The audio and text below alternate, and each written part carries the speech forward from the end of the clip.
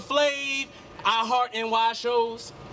Man, I remember when Flavor Flav used to be America's public enemy #1, Joe. I remember when Flavor Flav used to make positive rap lyrics flow down mainstreams and sound waves battling political agendas, and now you can catch him and Ray J on VH1 encouraging the exploitation of women and their genders, and yet no one gets offended. If you're asking me, that's because the rest of the world is busy American idolizing these one-dimensional, egotistical, anti-lyrical, broke individuals that claim they got so much money, y'all, they can't even count all their G's. It's more like they can't look above them heads and count some of them Z's. You got school children from DC public institutions flowing better than some of them fools simply by reciting their ABCs.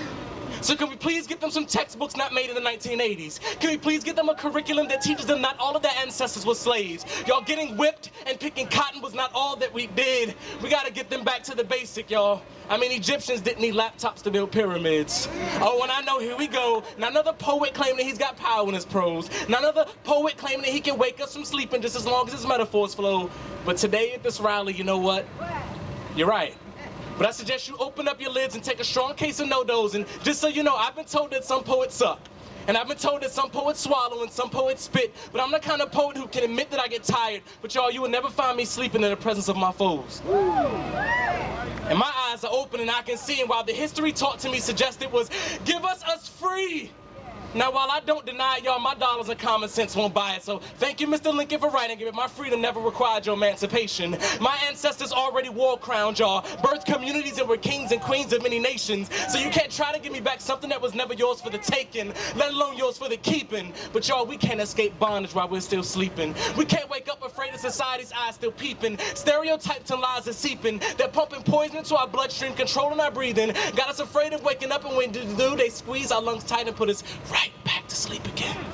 So you all can go ahead and rock-a-bye to their lullabies while I'm gonna keep my feet moving. I'll be busy tracking down the Sandman while some of y'all are busy snoozing. And I'm gonna tell them, yo, Sandman, stop sprinkling my community, my DC community, with their dirty sand, because I am not, nor will I ever be a resident of Dreamland. So you can take the rent check from those political puppets that prance on society's stage, because my people got hundreds and thousands of years of voices. If you ask me, we're the ones that we should get repaid.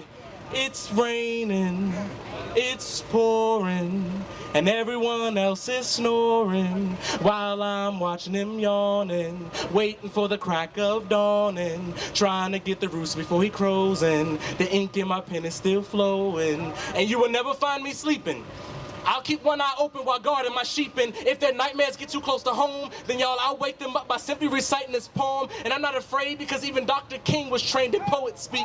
And so the slurs of my words will sound like an inaugural speech. And I'm electing every last one of my ancestors to cabinet seats, making Rosa Parks my Secretary of Transportation, making Dr. Edward Alexander Boucher my Secretary of Education, making George Washington Carver my Secretary of Agriculture, making Garrett Morgan my Secretary of Energy. And I'll dig deep down in my roots and make Harriet Tubman my Secretary of Homeland Security. Don't stop sleeping, people.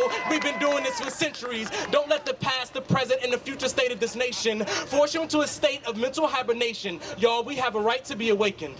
We have a right to make decisions. We have a voice at the table. We don't need anyone's permission. So wake up, y'all, and stretch your arms out wide with me. Yawn and let your morning breath reek of democracy. Wipe the crust of bondage from out of your eyes and remember your dreams and forget those lies. Y'all, it's raining, it's pouring, and it's finally morning.